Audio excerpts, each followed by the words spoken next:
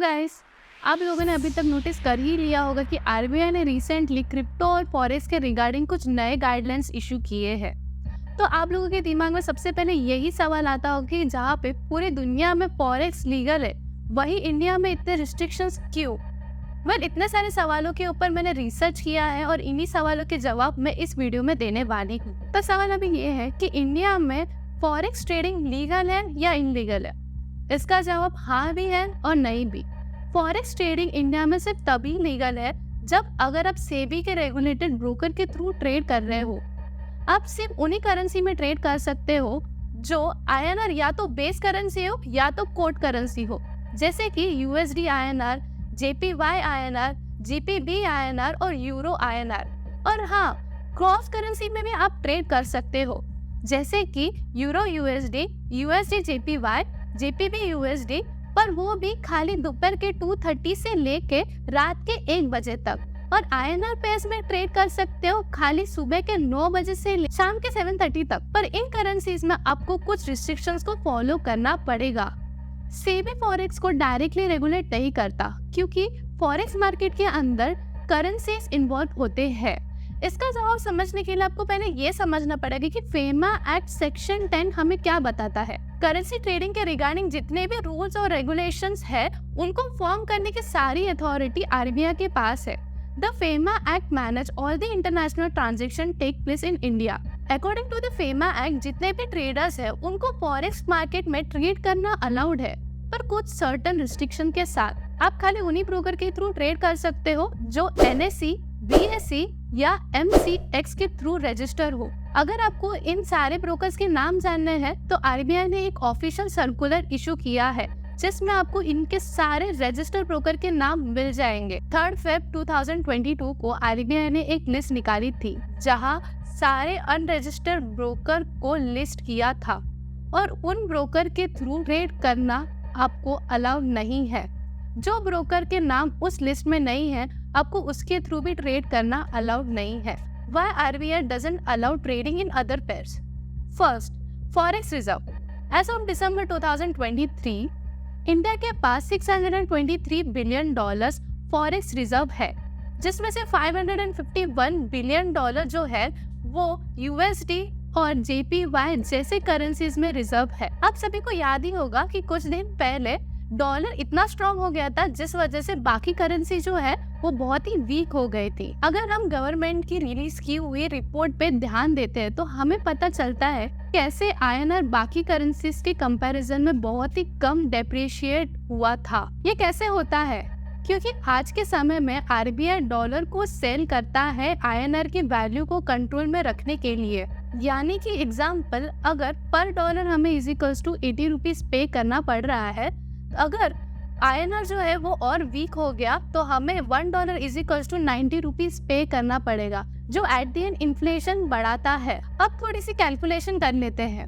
As per दी NSDL, अभी के समय में टोटल 3,45,83,613 डीमैट अकाउंट्स है और अगर हम उसमें से सिर्फ 10% जो डीमैट अकाउंट है उसे कंसीडर करते हैं फॉरेक्स में, तो टोटल नंबर निकलता है 34 लाख। अगर 34 लाख ट्रेडर महीने के $1000 भी गवा देते हैं तो टोटल $63 बिलियन महीने के लॉस होते हैं। डिसेंट्रलाइज्ड फॉरेक्स, स्टॉक और फ्यूचर मार्केट की तरह फॉरेक्स एक सेंट्रलाइज्ड मार्केट नहीं है। ये मल्टीपल टाइम जोन को फॉलो करता है, जिसकी वजह से इसको रेगुलेट करना बहुत ही मुश्किल हो जाता है। अगर हमें फॉरेक्स मार्केट का एक्सेस मिल गया तो आरबीआई के लिए आईएनआर को कंट्रोल करना बहुत ही मुश्किल हो जाएगा, जो अगर आईएनआर को वीक करवा देगा। ऑफशोर अनरेगुलेटेड ब्रोकर्स, एक फॉरेक्स ब्रोकर बनने के लिए आपको कहीं से भी रेगुलेट होना या अप्रूव होने की जरूरत नहीं होती है। हालांकि बहुत सारे रेगुलेटर बॉडीज है, पर फिर भी 90% ब्रोकर किसी भी कंट्री से रेगुलेट या अप्रूव नहीं होते हैं। अगर विकीएफएक्स की माने तो उनके पास 14,363 सॉल्व केस है। अगर उनमें से 1% लोगों ने रिपोर्ट किया उनके केस को और उनकी केस जो है वो सॉल्व हुई, तो टोटल नंबर हमें आता है 1.4 मिलियन तक का। और ये सारी वो शिकायतें नहीं है जिसमें ट्रेडर ने अपने गलती से पैसे गवाए, पर ये शिकायत वो है जिसमें ब्रोकर ने ट्रेडर के साथ स्कैम किया है। अगर आप स्टैटिस्टिक देखने जाए तो 2019 में 7,000 एफएक्स ब्रोकर थे और अभी देखो कि कितने ज्यादा बढ़ गए होंगे। As per the match trade आप खाली महीने के $5,000 दे के एक वाइट लेबल बन सकते हो और 1,000 क्लाइंट्स को ऑनबोर्ड भी कर सकते हो। फॉरेक्स में ब्रोकर बनना स्टॉक और फ्यूचर मार्केट के कंपैरिजन में बहुत ही ज्यादा इजी है। एग्जाम्पल के लिए इस एड्रेस से सर्च करो और इस एड्रेस में आपको 100 से भी ज्यादा ब्रोकर्स रजिस्टर मिल जाएंगे और ये सेम एड्रेस हमें पैराडाइज पेपर में भी देखने मिलेंगे। टू मेनी स्कैम, क्योंकि एक ब्रोकर बनना बहुत ही इजी है।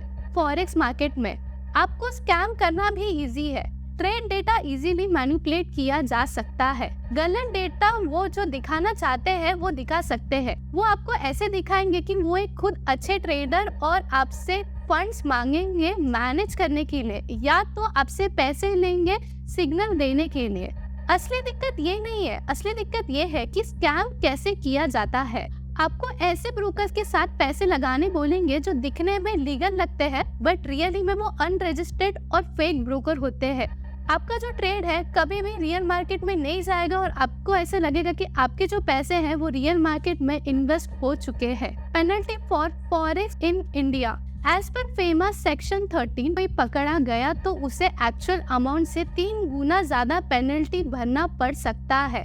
मतलब अगर आप $100 के ट्रांजैक्शन पकड़े जाते हो तो आपको $300 का पेनल्टी भरने लग सकती है। अगर आप फिर भी वॉलेट करते हुए ट्रेड भी कर रहे हो तो आपको हर दिन के हिसाब से 5,000 की पेनल्टी एड अप होते जाएगी।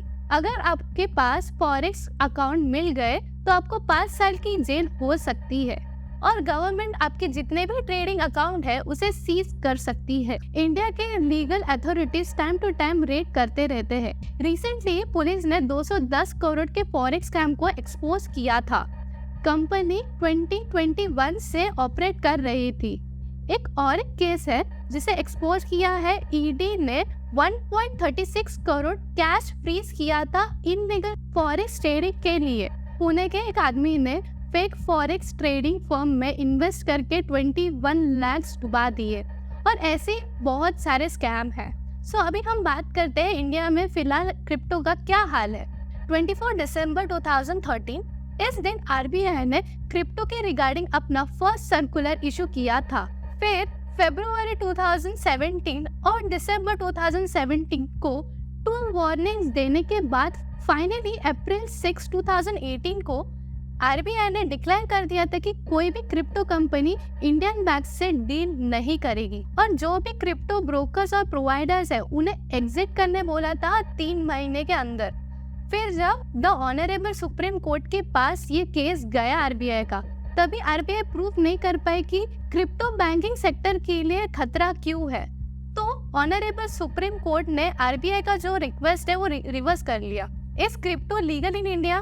In short, crypto is not legal tender. मतलब आप क्रिप्टो को ट्रांजैक्शन के लिए यूज नहीं कर सकते हो, यानी कि आप क्रिप्टो से घर भी नहीं ले सकते हो और गाड़ी भी नहीं ले सकते हो, पर आप क्रिप्टो ट्रेडिंग कर सकते हो। क्रिप्टो और एनएफटीज को वर्चुअल डिजिटल एसेट्स के अंडर कैटेगराइज किया गया है और उसे डिफाइन करने के लिए सेक्शन 247A को आईटी एक्ट के अंदर ऐड किया गया है। अप्रैल 1, 2022 से क्रिप्टो पे 30% टैक्स और 4% सरचार्ज लगाया गया था। मतलब कि क्रिप्टो से कमाए गए पैसे से आपको 30% टैक्स और 4% सरचार्ज भरना पड़ेगा। As per the section 194S, 1% TDS is to be charged on transfer of crypto assets from 1 जुलाई 2022। अगर आप क्रिप्टो ट्रांसफर 50K से ज्यादा करते हो, चाहे आपकी बिजनेस इनकम या पर्सनल प्रॉफिट, आपको कुछ भी करके 30% टैक्स प्लस सरचार्ज भरना ही पड़ेगा। और P2P ट्रांजैक्शन के लिए अगर ब्रोकर इंडिया में रजिस्टर है तो उन्हें 1% TDS काटना ही पड़ेगा और अगर ब्रोकर रजिस्टर नहीं है तो वो बायर की जिम्मेदारी है कि वो 1% TDS भरे और वो टैक्स फाइलिंग के time 26Q and 26QF form भरना। TDS दोनों बायर और सेलर दोनों पे लगेगा।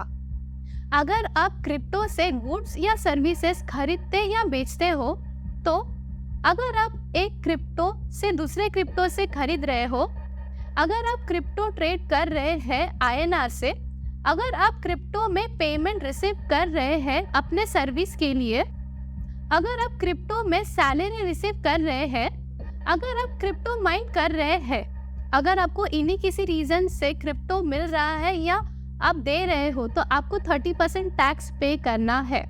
जैसे कि आपको पता ही है कि 1% TDS कटने में ब्रोकर की जिम्मेदारी है और ब्रोकर को इंडिया में रजिस्टर होना चाहिए। कुछ जाने माने ब्रोकर जैसे वजीर एक्स और कॉइन DCX, और हर ब्रोकर इंडिया में रजिस्टर नहीं होता है, इसीलिए हर ब्रोकर TDS नहीं भरता, जिसका मतलब क्रिप्टो ट्रांजैक्शन जो आपने किया है उसका डेटा गवर्नमेंट को नहीं मिलता, जिससे गवर्नमेंट को टैक्स का नुकसान होता है। गवर्नमेंट ने पहला नोटिस इशू किया था बाइनेंस, KuCoin और ऐसे ही 7 और offshore broker under section 13 of PMLA 2002, और अब दिसंबर 2023 को FIU financial intelligence unit India ने ministry of electronic and information technology को लिखते हुए कहा है कि इन वेबसाइट के URLs को ब्लॉक कर दे। ऐसा नहीं है कि गवर्नमेंट क्रिप्टो पे ध्यान नहीं दे रही है, गवर्नमेंट क्रिप्टो पे एक्शन ले रही है। इफ आपका अकाउंट पकड़ा गया P2P में, तो आपका अकाउंट फ्रीज तो होगा ही, पर आपके ऊपर FIR भी होगा।